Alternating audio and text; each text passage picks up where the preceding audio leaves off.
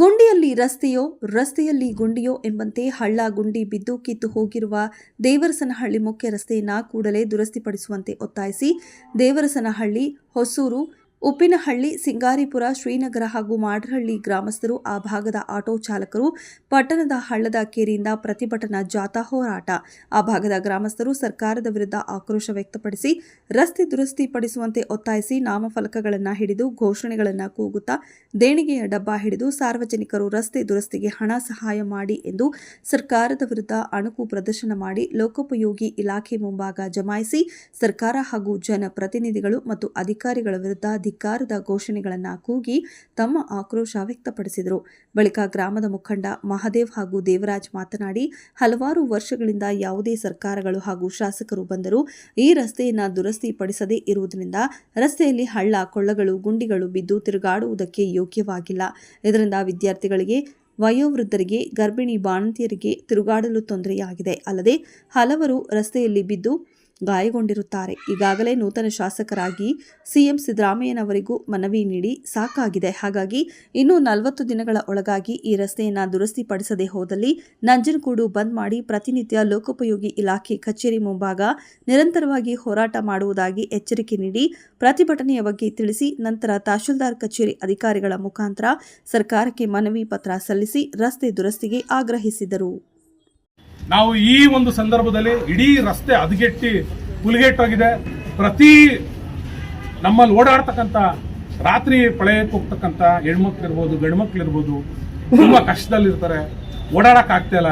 ಎಷ್ಟೋ ಜನ ಬಿದ್ದಿದ್ದಾರೆ, ಡ್ಯಾಮೇಜ್ ಮಾಡ್ಕೊಂಡಿದ್ದಾರೆ, ಕೈಕಾಲು ಮುರ್ಕೊಂಡಿದ್ದಾರೆ, ತಲೆಗೇಟ್ ಬಿದ್ದಿದೆ, ಆಸ್ಪತ್ರೆಗಳ ಅಡ್ಮಿಟ್ ಆಗಿದ್ದಾರೆ. ಒಂದು ಆಂಬುಲೆನ್ಸ್ ಫೋನ್ ಮಾಡಿದ್ರೆ ಆಂಬುಲೆನ್ಸ್ ಅರ್ಧ ಗಂಟೆ ಲೇಟ್ ಆಗಿ ಬರುತ್ತೆ, ಯಾಕಂದ್ರೆ ಹಳ್ಳ ಕೊಳ್ಳ ಇದೆ. ಈಗ ಬಸ್ ವ್ಯವಸ್ಥೆಗಳಿದೆ, ಓಡಾಡ್ತಾ ಇದೆ ಬಸ್ಗಳು.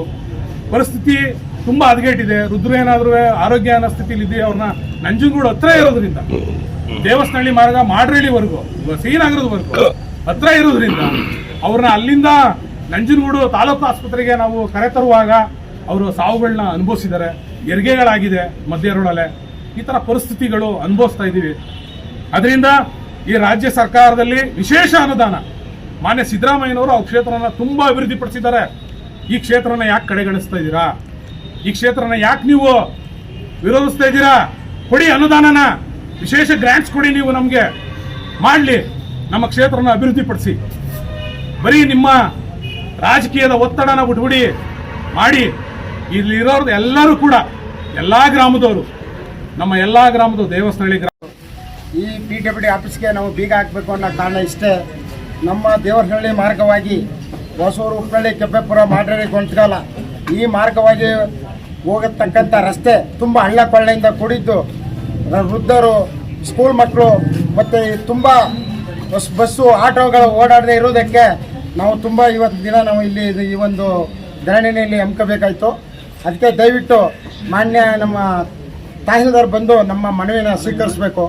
ಮತ್ತು ನಾವು ಈ ರಸ್ತೆ 40 ದಿನ ಟೈಮ್ ಕೊಡ್ತೀವಿ. ಈ ರಸ್ತೆಗೆ 40 ಟೈಮ್ ಒಳಗೆ ಏನಾದರೂ ಒಂದು ಅದಕ್ಕೆ ಹಾಕಬೇಕಾಗ್ತದೆ. ಏನೋ ಒಂದು ಮಾಡಿದ್ರೆ ನಾವು ಸಮ್ಮತಿಸ್ತೀವಿ.